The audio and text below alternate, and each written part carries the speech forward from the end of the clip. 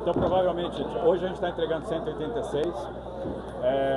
Para a gente é importante, se a gente for somar as entregas nesta semana, que a gente fez em Piracicaba, Casa Branca, Bauru, aqui em Santa Bárbara do Oeste, a gente está chegando quase a 1.000 unidades só nessa semana.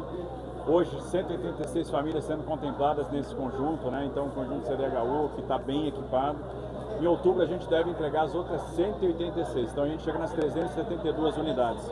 E na região de Campinas, nós temos aí 11.000 unidades em construção. A gente já entregou mais de 5.000, 11.000 em construção. Quando a gente termina essa entrega hoje, a gente está chegando a 57.000 unidades entregues pelo governo do estado nesses 2 anos e 5 meses. A gente tem 111.000 unidades em obra e 42.000 que já foram autorizadas, que vão iniciar a licitação, construção, todas as regiões do estado de São Paulo. Então a gente está chegando a 210.000, entre entregues, obras e autorizadas, né, que vão ser licitadas agora. E obviamente a gente está sempre prospectando novas oportunidades.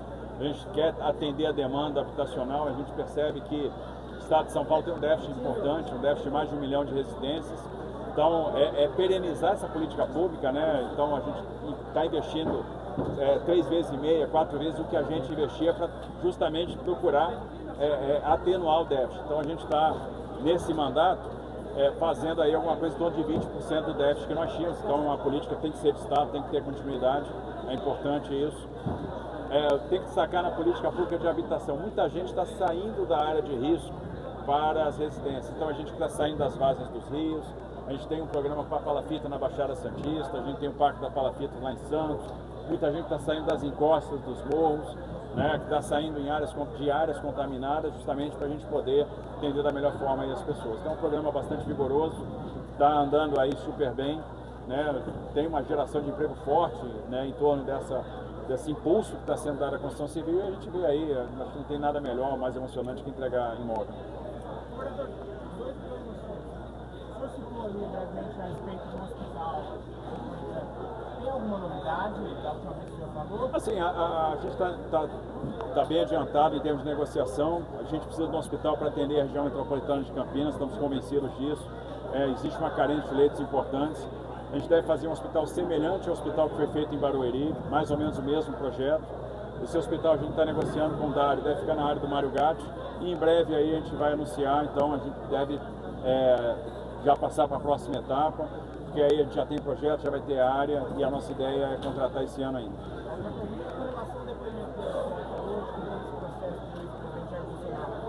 Qual a opinião a respeito disso? Foi breve hoje o primeiro? Acho que, assim, o que interessava, o que era objeto ali da curiosidade ou da investigação, era aquele período que veio após a eleição, de novembro até dezembro. Tive algumas vezes com o presidente Bolsonaro naquele período, né, em função da amizade próxima que eu tenho, da boa relação que eu tenho, da consideração que eu tenho, da amizade que se criou, do laço fraterno que se criou nesse período. Então, realmente era uma pessoa muito próxima do presidente. Tive algumas vezes conversando com ele, e foi o que eu disse, eu encontrei um presidente resignado, um presidente que estava abatido, um presidente que estava triste, um presidente que estava se recuperando de um problema de saúde, uma erisipela muito séria. Conversamos várias vezes sobre vários assuntos e nunca, jamais, ele mencionou qualquer atividade que não fosse regular, qualquer virada de mesa, nada, nunca passou pela cabeça. Então, foi o que eu vi durante o período que eu fui ministro. Ele nunca mencionou nada que não fosse dentro da regra do jogo, nunca, jamais. Sempre um cara preocupado com o Brasil, e naquele período, tão pouco. Então, esse é o depoimento, é a experiência que eu tive com o presidente, né, e a experiência de uma pessoa que era, de fato, próxima ao presidente. Então, o que eu falei é exatamente o que aconteceu. Nesse assunto, caso o presidente Bolsonaro não seja candidato, qual vai ser a chance de senhor ser candidato? Não, eu sou candidato à reeleição, e meu candidato vai ser o candidato Bolsonaro, simples assim. Tem duas pautas locais, a primeira delas, eu acredito que seja a do Zincão em Americana. Há um ano eu cheguei a perguntar para o senhor sobre aquela demanda do Zincão, né? São pessoas, uma favela que tem em Americana, pessoas que estão numa encosta de um pouco, né? E ali uma situação que já pegou fogo, já teve muitos problemas, né? Já tem 2 terrenos aprovados, está na mão do Estado, mas continua travado, porque vai destravar essa questão do governo Zincão. Nós temos lá 200 unidades já em contratação. Temos 200 unidades em contratação. O que acontece é que houve uma dúvida de contaminação no terreno, como você mencionou, e a CETESB já liberou o terreno. Em paralelo a isso, para a gente não atrasar a obra, nós estamos fazendo os projetos. Então os projetos já estão ficando prontos e aí então logo a gente tem a autorização de início da obra, nós vamos fazer a licitação e começar a obra lá. A gente vai fazer a licitação agora no segundo semestre, provavelmente em setembro, outubro, a gente vai fazer a licitação, 18 meses de obra a gente entrega. Então seria mais ou menos entre 2026 e 2027 a entrega dessa obra. Até o final do ano que vem, eu acredito que a gente já vai estar... Para acelerar ao máximo, né, em função da urgência. E nós temos umas 408 unidades lá, que é importante dizer, entre CCA e CCI, que são outros dois programas da Secretaria, que é de fomento. Então tem 408 unidades já aprovadas e que também estão em construção ou em licitação para chamamento do CCA. Então no final vamos fazer 608 unidades lá. Certo. Uma outra pauta local, a questão da dengue, né? A Americana tem muitos casos confirmados, inclusive é o segundo mais do estado, inclusive mortes do estado e do Brasil, inclusive. E Santa Bárbara do Oeste a sexta, né? O que pode ser feito pelo governo do estado para apoiar os dois municípios nessa luta contra a dengue? O que está sendo feito, né? Observe que no início do ano a gente liberou 228 milhões de reais para os municípios para combate à dengue. A gente está se preparando para liberar agora mais 450 milhões de reais para os municípios, para as ações de saúde. A gente tem que entender que a dengue não é só uma responsabilidade do Estado, não é só uma responsabilidade do município. É importante que todos saibam que a dengue é uma responsabilidade de todos, todo mundo pode fazer a sua parte no combate à dengue. A gente orientou muito, a gente fez campanha educativa, a gente mobilizou as defesas civis municipais, a gente equipou as defesas civis municipais, a gente comprou inseticida, a gente comprou material para fazer termonebulização, a gente passou recurso. Então o que podia ser feito, está sendo feito. Fora isso, a gente trabalhou muito para ter a aprovação da vacina. Então a gente hoje está com a vacina aprovada, né, e vencemos todas as etapas da pesquisa, são 16 anos de pesquisa. A gente vai ter condição de começar a produção dessa vacina este ano. Então a nossa ideia, a meta era produzir 1 milhão de doses, talvez a gente chegue no final do ano com 5 milhões de doses, para chegar no que vem com 60 milhões de doses. De fato, a gente vai ter a vacina mais moderna do mundo, né, para dengue, uma vacina em dose única, que é um grande alívio, né, é muito melhor em termos das vacinas de 2 doses que a gente importa hoje, então a gente acaba sendo dependente. A gente vai dar um passo importante no que diz respeito à imunização, ao combate à dengue. E ampliaria o público com essa... Claro, sem dúvida.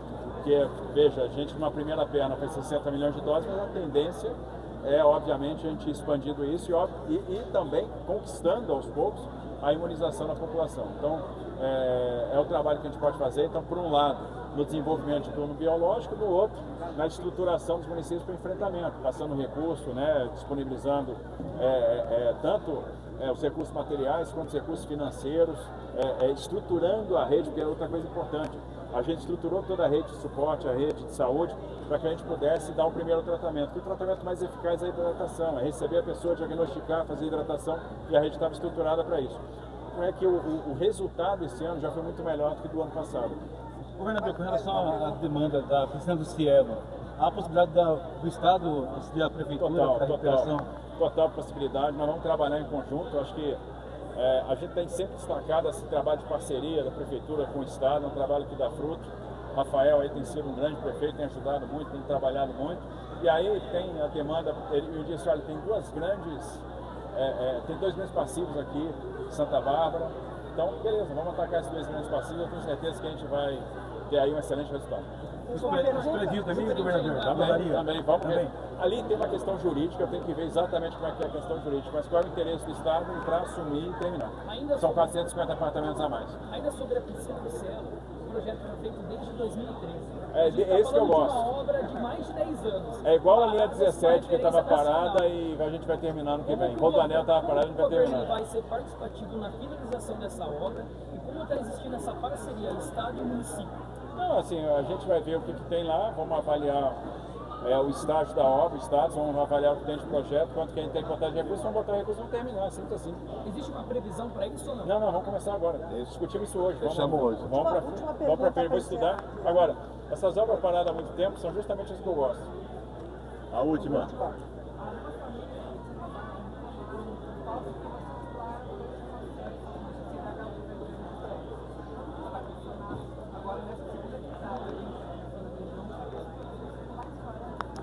gente sempre tem dado informação clara, os nossos agentes são muito treinados, estão acostumados a fazer isso.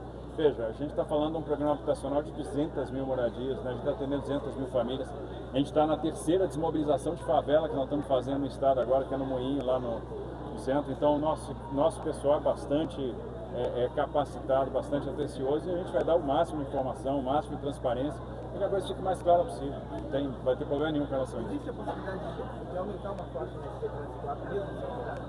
Não, claro, a grande questão é a velocidade, né? A gente fica muito dependente da situação fiscal. A gente está estruturando o Estado para ter capacidade de fazer investimento.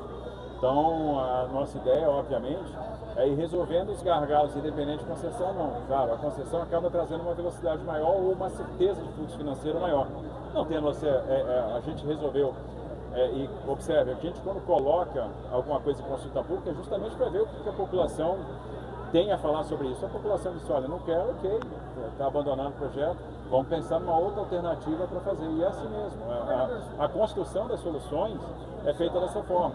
Tem lugares que as pessoas entendem que é muito necessário fazer, por exemplo, uma duplicação, tem um trânsito muito forte, veículo pesado, tem uma questão de segurança muito importante. A gente não pode desprezar a importância que as concessões tiveram no estado de São Paulo. Só para você ter ideia, são 110 bilhões de reais de investimento em rodovias concedidas. Isso traz uma velocidade muito grande para as obras, né? Que a gente não teria apoio financeiro. Uma coisa é você trabalhar com um DR, que vai ter ali, se tiver bem, se tiver tudo bem, o fiscal estiver arrumado, vai ter 5, 7 bilhões de orçamento por ano. Já teve período de ter 1 bilhão de orçamento por ano, às vezes menos do que isso. Então, e aí você garante um fluxo financeiro nas concessões. Não é por outro motivo, e a gente tem que lembrar que das 10 melhores rodovias do Brasil, 9 estão em São Paulo.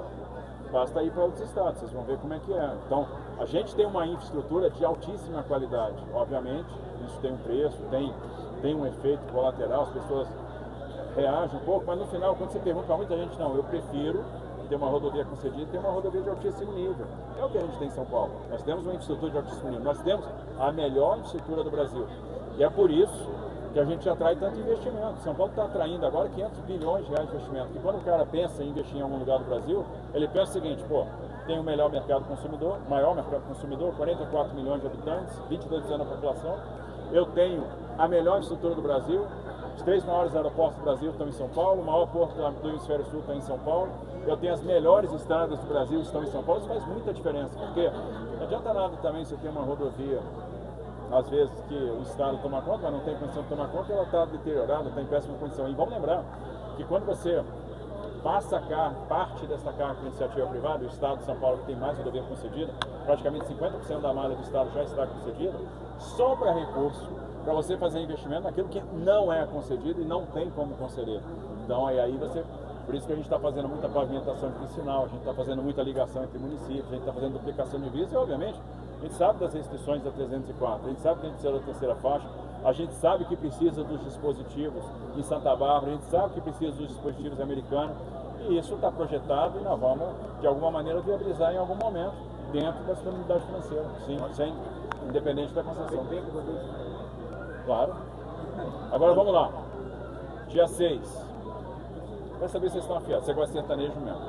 Eu devo estar mais informado que você. Dia 6, quem é que vem? Henrique Juliano. Dia 7. Quem é? Zé Neto Cristiano. Aí eu vou te falar. Dia 13. Aí não sei. Sabe por quê? Eu não sei porque eu não raciocino com 13. 13 é o risco do calendário. Mas vamos lá. Boa, parceiro. Vamos lá. Pô, você começou uma festa. Cadê o Chico Sardelli, dono da festa? Já sumiu o Chico Sardelli. O anfitrião sumiu. Você começar uma festa com Henrique, Juliano, Zé Neto, Cristiano, eu vou falar pra vocês, é um luxo. É ou não é? É bom demais. Parabéns a Valeu, gente. Valeu. Valeu.